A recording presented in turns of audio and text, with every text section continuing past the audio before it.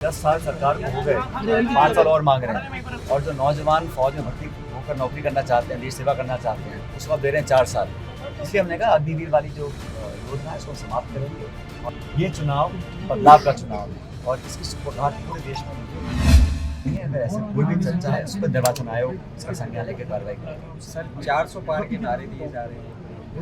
ये नारे और जो दावे किए जाते हैं भाजपा के माध्यम से, इनमें कोई दम नहीं है।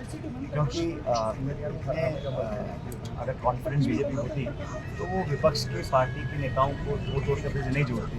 और जनता भी समझ गई है कि बार बार वही नारे, वही जुमले, वही आश्वासन, वही बातें। बात हो रही 2047 की, अमृतकाल की, लेकिन 10 साल में क्या किया क्या नहीं किया उसका लेखा जोखा देने को तैयार नहीं है। इसलिए जज्बाती मुद्दों पर चर्चा ले जाना उनकी एक रणनीति है। और संवैधानिक संस्थाओं को जो कमज़ोर किया जा रहा है, उससे भी उसको लोग नापसंद कर रहे हैं। मुख्यमंत्री को आप डिटेन कर रहे हैं, कांग्रेस पार्टी के खातों को सीज कर रहे हैं।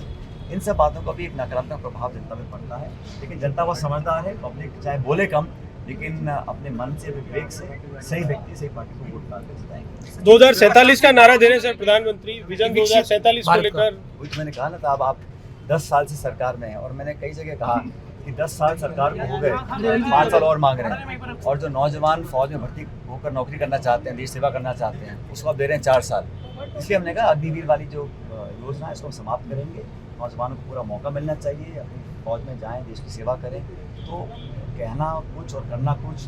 2 करोड़ रोजगार देने की बात की थी, किसान की आमदनी डबल करने की बात की थी, करप्शन को, महंगाई को ख़त्म करने की बात करते थे। इस पर कोई कार्रवाई नहीं करी अब तक। अब तो सिर्फ 2047 की बात हो रही है और 5 साल और मांगे जा रहे हैं और दावे बहुत बड़े किए जा रहे हैं। मुझे लगता है दाव में कोई दम नहीं है। राहुल गांधी कह रहे हैं 150 सीट आएगी, पहले 180 का उनका प्रेडिक्शन लगता है बहुत संभव है। क्योंकि जो माहौल दिख रहा है, जो गठबंधन हमारा स्ट्रॉन्ग है, बड़े बड़े राज्यों में इंडिया गठबंधन बहुत मजबूती से चुनाव लड़ रहा है, खासकर महाराष्ट्र में, बिहार में। तो हम लोगों को बहुमत मिलेगा। मैं जम्मू कश्मीर होकर आया हूँ, मैं अब केरला जा रहा हूँ, तो देश के अलग अलग कोनों में आवाज़ उठ रही है बदलाव की। मैं फिर कहता हूँ ये चुनाव बदलाव का चुनाव है और इसकी सुपुर्द पूरे देश में मुझे देखने को एक आरक्षण का बड़ा मुद्दा बन रहा है सर। ST/SC रिजर्वेशन लेकर प्रधानमंत्री मन से सफाई दे रहे हैं, खत्म नहीं करेंगे। भाई अगर ऐसी कोई चर्चा भाजपा के नेता नहीं करते तो सफाई देने की जरूरत ही नहीं पड़ती।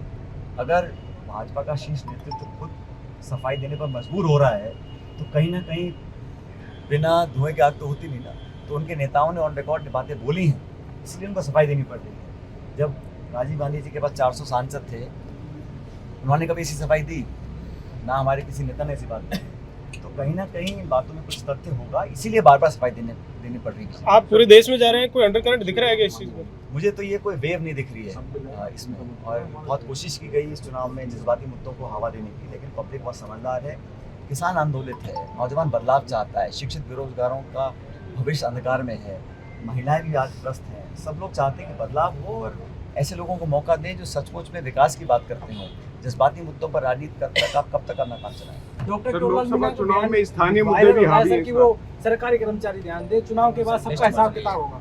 जो भी कोई ऐसे नेता बात करते हैं वो सब रिकॉर्ड पे आता है और मैं उम्मीद करता हूँ निर्वाचन आयोग कि वो निष्पक्ष कार्रवाई करे। सत्ता या सत्ता के प्रभाव में आकर कोई भी अधिकारी अगर काम करता है तो मैं समझता हूँ वो चुनाव आचार संहिता का उल्लंघन है।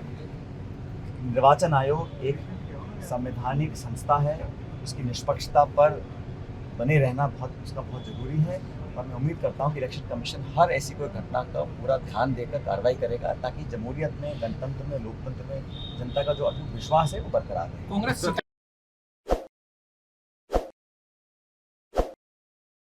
ताज़ा खबरों के लिए विजिट करें द फैक्ट इंडिया की वेबसाइट और डाउनलोड करें द फैक्ट इंडिया ऐप।